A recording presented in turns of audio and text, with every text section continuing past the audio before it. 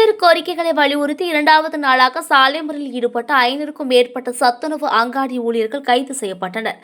காலமுறை ஊதியம், காலி பணியிடங்களை நிரப்ப வேண்டும் உள்ளிட்ட பல்வேறு கோரிக்கைகளை வலியுறுத்தி சத்துணவு அங்காடி ஊழியர்கள் தொடர் போராட்டங்களை மேற்கொண்டு வருகின்றனர்.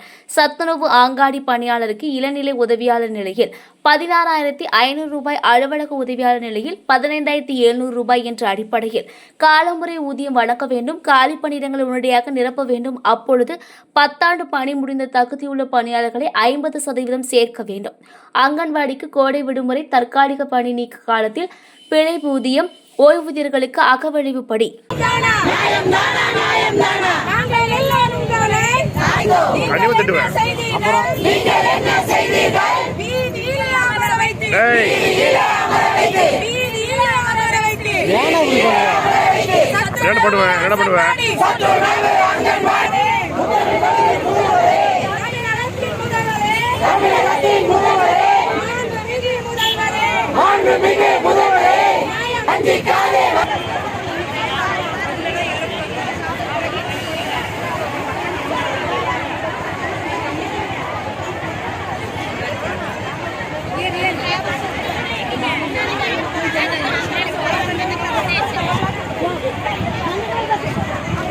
நாங்கள் அங்கன்வாடி ஊழியர் உதவியாளர் சங்கம்.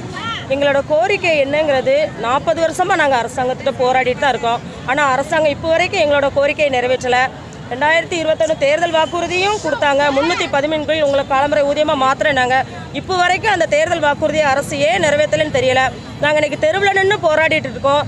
மக்களுக்கான அரசாங்கம் இது, பெண்களுக்கான அரசாங்கம் என்று நம்மளுடைய முதல்வர் சொல்கிறாங்க. ஆனால் இன்றைக்கி இத்தனை பெண்கள் ரோட்டில் நிற்கிறோம். ஏன்னா ஆல்ரெடி 2021 தேர்தல் அறிக்கையை விட்டு நாங்கள் இப்போ வரைக்கும் ஏமாந்து ரோட்டில் தான் நிற்கிறோம். இந்த வருஷம் தேர்தல் அறிக்கையை கொடுத்தா கூட நாங்கள் நம்ப மாட்டோம். எங்களுக்கு அந்த தேர்தலுக்கு முன்னாடி அரசு எங்களை காலமுறை ஊதியத்துக்கு மாத்தினா மட்டும்தான் நாங்கள் அந்த அரசுக்கு சப்போர்ட் பண்ணுவோம். முதல்வர் ஐயா சொன்ன கோரிக்கை நிறைவேற்றணும். கனவு காணுங்கள்.